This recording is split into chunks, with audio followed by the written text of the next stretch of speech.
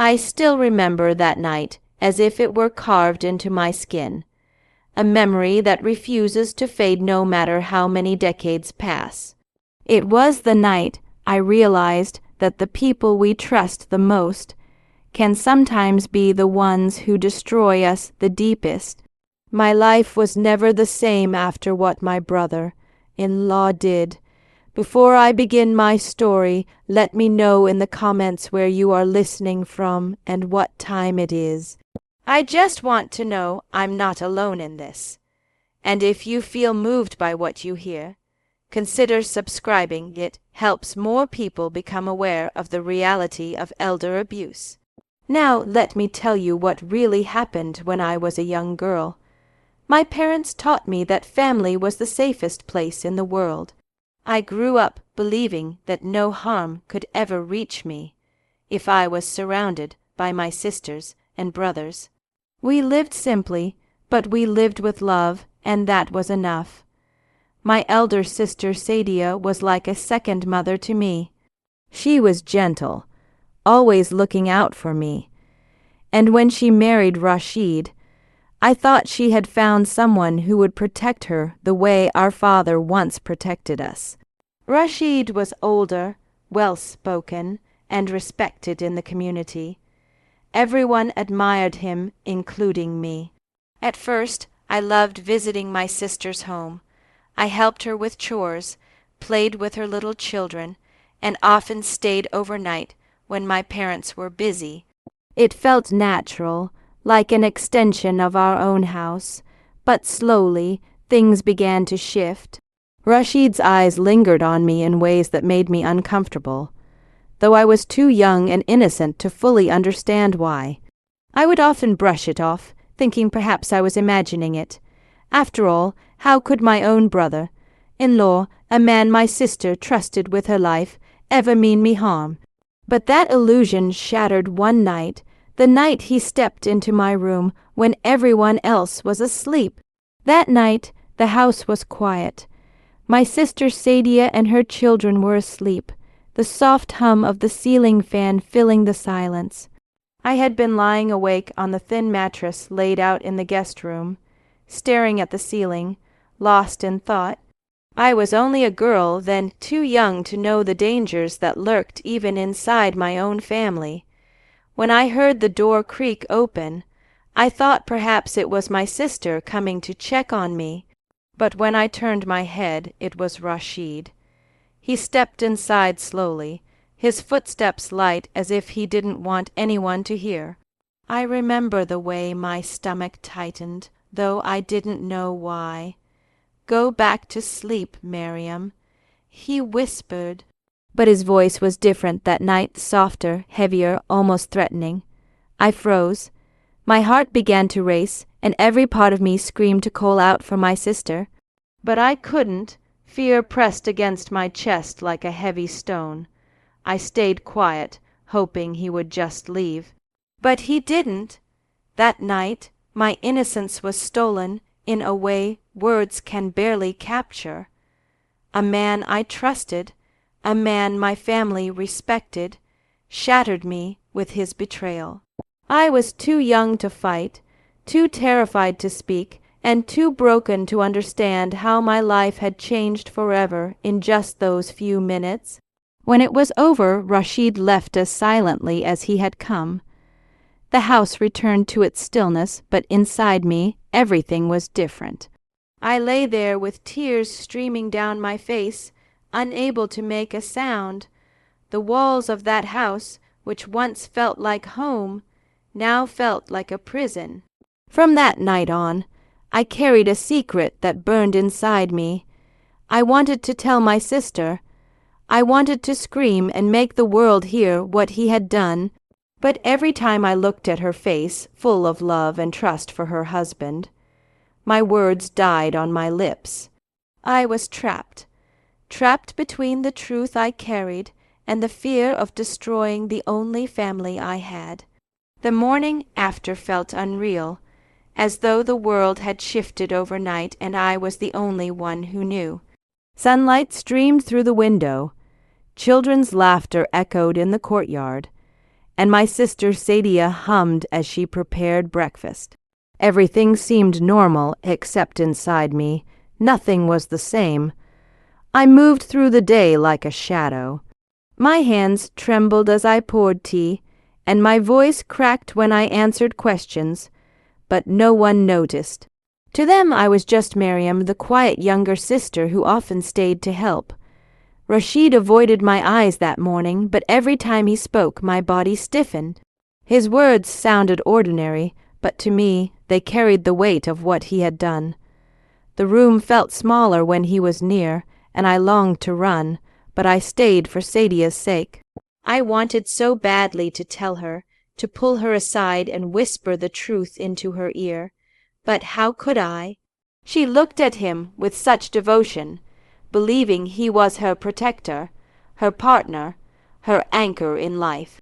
If I told her, I feared it would shatter her world, and perhaps she would not believe me at all. So I swallowed my pain.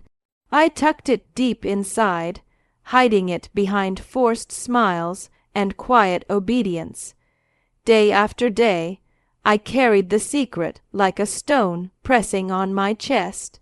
But the silence had its cost. I stopped laughing the way I once did. I grew quieter, more withdrawn. My parents wondered why I didn't seem the same. My sister thought I was simply maturing. No one saw that I was drowning in grief I couldn't name. And Rashid, he carried on as though nothing had happened, respected in the community, praised for his wisdom, admired by neighbors. Every compliment he received was like salt on an open wound. How could the world not see the monster hiding behind his smile? In those days I learned the hardest lesson of my life, that sometimes the deepest wounds leave no visible scars, and the cruelest betrayals are the ones hidden within families. As the years passed, I grew into a young woman, but the child inside me remained frozen on that one night. No matter how many birthdays came and went, no matter how many seasons changed, the memory of Rashid's betrayal stayed sharp, like a thorn buried deep under the skin. On the outside, I looked like any other girl my age.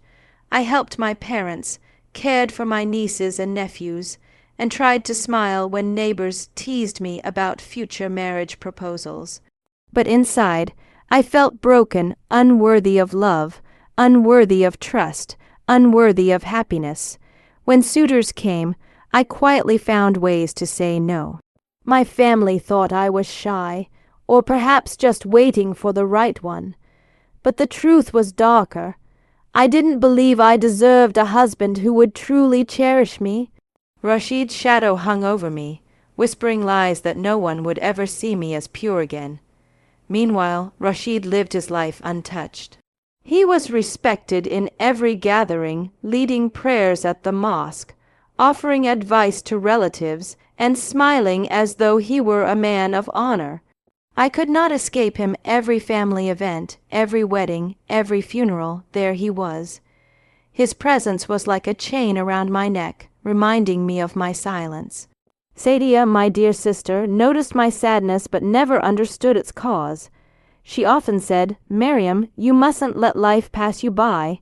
You deserve happiness too." I wanted to cry every time she said that, because she didn't know the truth, that her own husband had stolen that very happiness from me. I tried to bury myself in small joys, reading books late at night, sewing clothes for neighbors, singing softly when no one was around. These little moments were my refuge. Yet no matter how much I tried, the silence kept eating away at me. By the time I entered my 30s, I was still unmarried, still living with my parents, still holding a secret that grew heavier with every passing year. Rashid had aged too, but his mask of respectability never slipped. People admired how he provided for his family, how he supported his community. And all I could do was watch and keep quiet.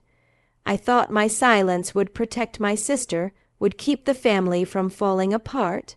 But what I didn't realize was that silence doesn't heal wounds. It only buries them deeper until one day they demand to be faced. And that day was coming. By the time I reached my 40s, life had settled into a quiet rhythm. My parents had grown old and frail, and I devoted myself to caring for them. Neighbors admired me for my dedication, often saying, "Mariam has a heart of gold. She sacrificed her own life for her parents." They didn't know the truth. It wasn't sacrifice, it was escape. Caring for my parents gave me a reason to avoid marriage, a reason to hide from questions I could never answer. Behind their praise was a silence I had chosen, a silence that still chained me to the night. Rashid stole my innocence. Sometimes I would sit by the window and watch families pass by, children running, wives laughing, husbands carrying groceries home. A deep ache filled me then. What would my life have been if that night had never happened? Would I have been a wife, a mother? Would I have had a home of my own? But those dreams were ashes in my hands. I had buried them long ago. Rashid remained a constant shadow. He grew older too, his hair turning gray, his steps slower. Yet his reputation never faded. People still respected him, and Sadia still adored him. Watching her love him so blindly was the sharpest wound of all. She never suspected what he had done, and I never told her. The years rolled on, but the silence began to eat at me differently. In my youth, it was fear that silenced me. In middle age, it was exhaustion. I was tired of carrying a secret that felt heavier with every passing year. My body aged, my spirit bent under the weight, but the truth never stopped whispering inside me. Tell someone, free yourself. Still, I stayed quiet. Until one day I looked at my reflection in the mirror. Lines had formed around my eyes, streaks of silver ran through my hair, and suddenly I realized I had lived most of my life in silence. And if I didn't speak soon, I might die that way. It was in that moment, staring at the woman I had become, that a seed of courage was planted, small, fragile, but alive. The time was coming when I would finally confront the truth, not just for myself, but for every woman who had ever been silenced. It was a late afternoon when the moment finally came.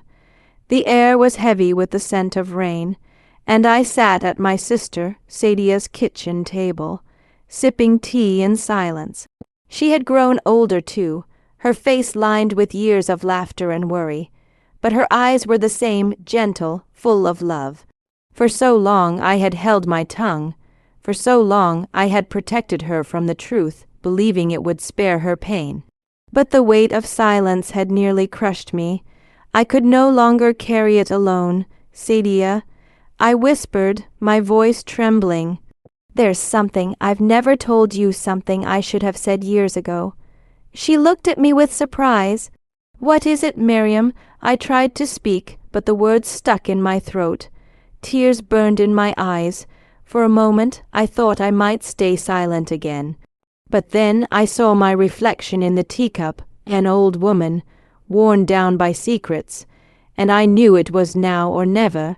"It's about Rashid," I said softly. Her smile faltered. "What about him?" The room seemed to grow colder. My hands shook as I placed the cup on the table. And then, with all the courage I could gather, I told her.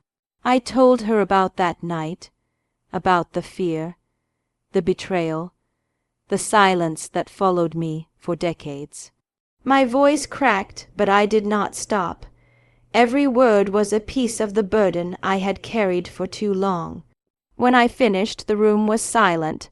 Sadia's face had gone pale, her eyes wide with disbelief. She opened her mouth, closed it again, and then finally whispered, "Mariam, why didn't you tell me before?" "Because I loved you," I said through tears. "I didn't want to destroy your family. I thought you wouldn't believe me, and so I stayed silent. But silence has been killing me all these years. Sadia's eyes filled with tears. She covered her mouth with her hands, shaking her head. I could see the storm of emotions raging inside her: shock, sorrow, anger, guilt. For the first time in my life, I didn't feel like a frightened child. I felt like a survivor. My voice had broken the chains of silence. What Sadia would do with the truth, I didn't yet know, but I had spoken, and in that act alone, I had reclaimed a part of myself. The days after I told Sadia the truth were heavy and quiet. She avoided Rashid, speaking to him only when necessary, her eyes no longer carrying the same softness they once held. I could see her struggling, torn between the man she thought she knew and the truth I had revealed. For me, though, a strange calm settled over my heart. For the first time in decades, I no longer carried the burden alone. The secret that had haunted me since girlhood was finally spoken aloud. My silence had ended. One evening, Sadia came to my room. She sat on the edge of my bed, her hands folded tightly in her lap. Her face was pale, but her eyes held a depth I had never seen before. "Mariam," she whispered, "I believe you, and I am so sorry." Tears filled my eyes as I reached for her hand. "You were the only reason I stayed silent. I didn't want to hurt you." She squeezed my hand tightly. "It wasn't your silence that hurt me. It was his betrayal. But I thank you for trusting me with the truth, even after all these years." In that moment, something inside me finally healed. Not completely. Some wounds never vanish, but enough for me to breathe easier. Enough for me to forgive myself for being silent so long. Rashid grew weaker with age. His health declined, and the world that once respected him began to shrink around him. But I no longer feared him. His power over me was gone the moment I spoke my truth. Now, as I sit in my chair by the window, watching the evening light stretch across the sky, I feel a sense of peace I never thought possible. My life may not have been the one I dreamed of, but it is still mine. My voice, long silenced, has finally been heard. And that, I have learned, is its own kind of freedom.